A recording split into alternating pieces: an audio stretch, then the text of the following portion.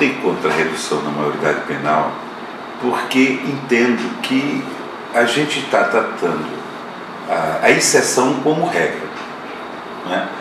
Por exemplo, a evidência estatística mostra que o grande problema da criminalidade do país não está focada nos menores, né? Existe um aumento no país de criminalidade de menores, muitos deles acompanhados de maiores, que utilizam, como o tráfico utilizam eles, outros utilizam para outro tipo de delito. O que a Câmara fez e está fazendo é punir, aumentar a pena, sem ser PEC, né? Aumentar a pena daquele maior que aliciar o menor para a participação no delito. O jovem já é punido a partir dos 12 anos. A lei ela já existe, falta ela ser aplicada. Segundo, a reincidência nos presídios brasileiros ela é de 70%. Nós vamos pegar esse adolescente de 16, 17 anos, colocá-lo no presídio comum, e ele vai sair de lá marginal, um presídio dominado pelo crime organizado. Nós não devemos tirar a responsabilidade do Estado de preparar esse indivíduo para interagir em sociedade. A lei ela já existe, ela tem que ser cumprida. Esse é o principal fator. O argumento de que a lei não existe, nós devemos punir o jovem infrator, ele é inexistente. A tendência hoje do mundo é aumentar. Nós estamos querendo fazer um processo inverso. Quando nós entendemos que o ECA, que é o Instituto da Criança e do Adolescente, que foi um passo grande que o Brasil deu, né, pelo menos em termos de legislação, foi aplaudida pelas instituições internacionais, o que precisa ser feito é uma atualização dele e a aplicação dele correta. O ECA, ele hoje responde ao nível de problemas que a gente tem? Acho que não. Por exemplo, 3 anos é o máximo de uma pena quando você tem jovens cometendo delitos bem graves.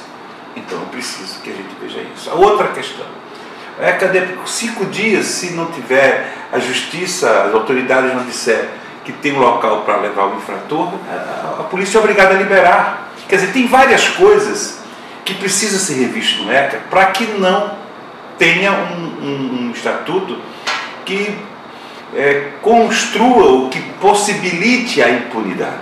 Nós não queremos isso. Nós achamos que precisamos punir porque a impunidade ela estimula o crime, mas não é dessa forma, né?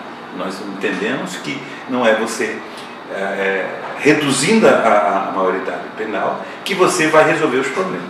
Nós não temos, o Estado foi quem fracassou. Nós só fracassamos primeiro, porque o país está cheio, as cadeias estão cheias de gente, em condições subhumanas, a grande maioria delas.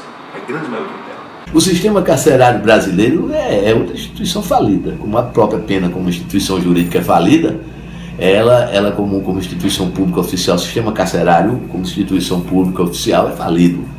Ele não tem condições de abrigar nem os maiores criminosos, imagine esses menores infratores agora.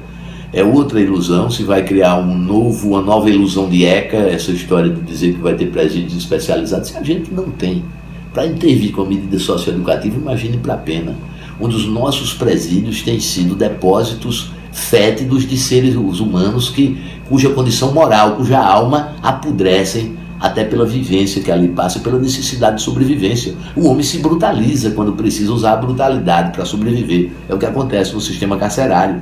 E isso eu estou falando de criminosos que têm a sua personalidade formada. Imagina aquele que vai terminar de formar a personalidade e vir como animal. Se o sistema carcerário não tem condições de abrigar o maior, muito menos terá de abrigar o menor. Comenta muito hoje, né, que adolescentes não teriam capacidade ainda de julgar realmente assim o que eles estão fazendo, se é certo ou não. A gente sabe que isso é uma discussão bastante complexa, né?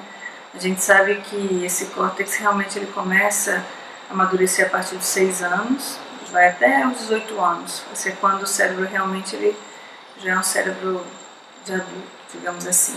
E nessa área frontal, essa área pré-frontal é uma área que ela é responsável por funções executivas, né, capacidade de concentração, de organização, de planejamento e também de julgamento. É porque, na verdade, as causas vão continuar a estar aí. As causas que geram essa violência, tá, elas vão continuar a estar. Ninguém está focando a causa. certo?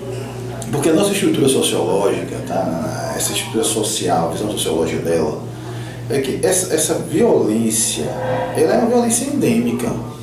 Ela está aí há anos, há séculos.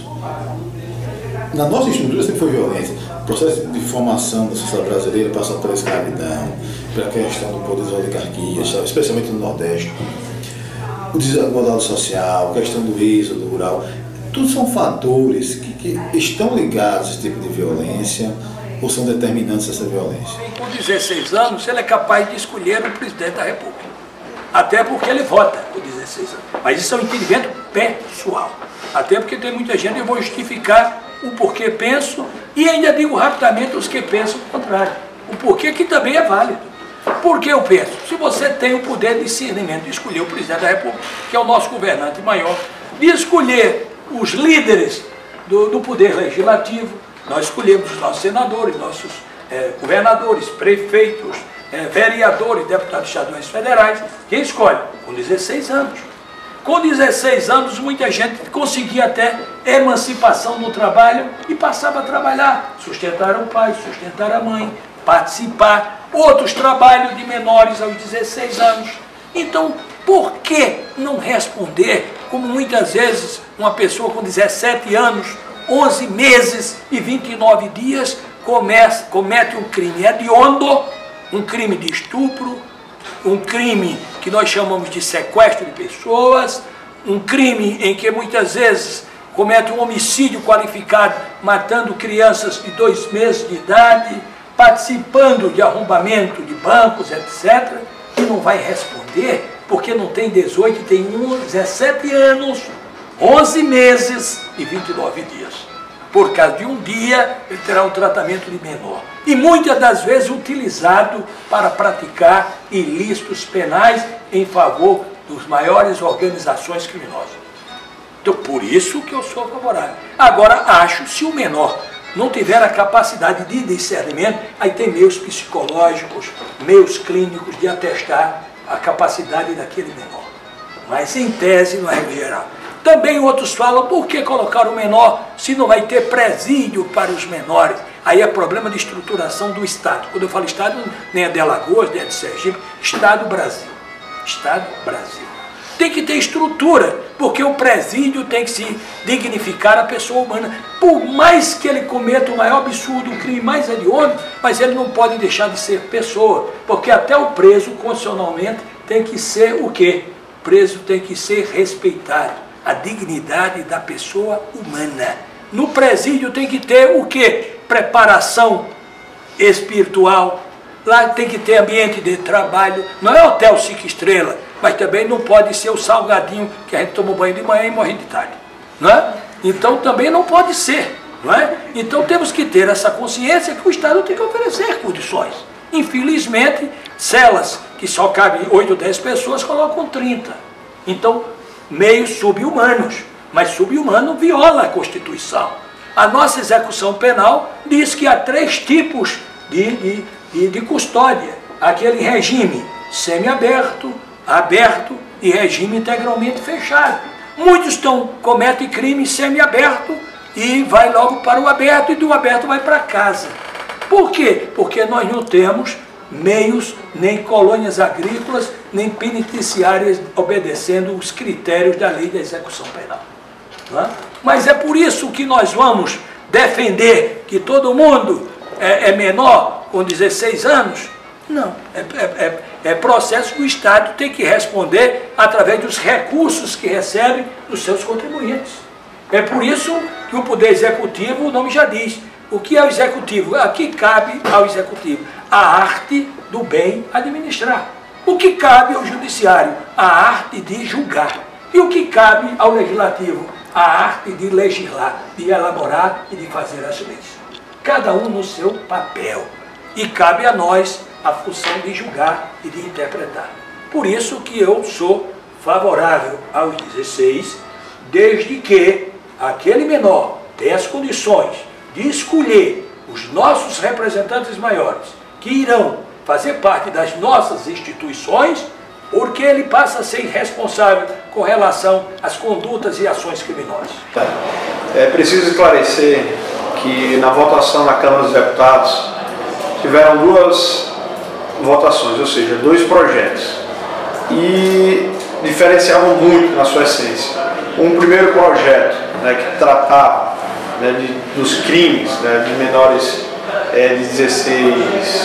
dos menores de 18 anos, né, falando no âmbito geral, e um outro, né, que só tratou, né, dos crimes de grande repercussão. Né, e esses crimes de grande repercussão foi nesse projeto que eu votei a favor, né, como estupro, latrocínio, homicídio e etc. Por quê? Porque esse projeto ele deixa de fora quase 90%, né, dos crimes cometidos por jovens. Então só iria ficar ali efetivamente aqueles jovens, né, só os jovens realmente que cometeram crimes bárbaros, e que isso é inaceitável e é repudiado pela sociedade. Eu acho que não faz sentido que jovens que cometam crimes hediondos, que matem, que estuprem, por exemplo, não sejam punidos da mesma forma que um adulto, que eles têm uma punição muito mais branda, que através do ECA, porque eles respondem ao ECA e não ao Código Penal, eles fiquem no máximo 3 anos num centro de internação e saiam com a ficha limpa, como se não tivesse acontecido nada para se inserir na sociedade, como se não tivessem feito nada. E você vê que existem distorções gritantes. Por exemplo, você tem jovens que completam 18 anos em um mês depois, às vezes 2 dias depois, e cometem crimes, mas por ter sido ainda com 17 anos, eles não são punidos como deveriam ser. Como seriam se fosse 2 dias depois, um mês depois daquilo que aconteceu. Ou seja, obviamente se trata de uma distorção.